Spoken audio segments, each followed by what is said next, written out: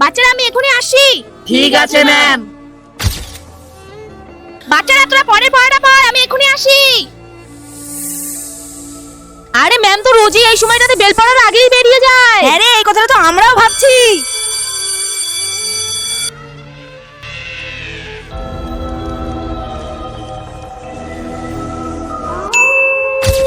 বাচ্চারা তোমরা একটু বসো, আমি আসি। আজকে যে করেই হোক আমাদেরকে ম্যামের রহস্যটা জানতেই হবে। হ্যাঁ ম্যাম আপনি কোথায় যাচ্ছেন? আমার একটু কাজ আছে। এরপর এমন কিছু হয়েছিল সেটা আপনারা দেখলে হাসতে হাসতে গড়াগড়ি খাবেন।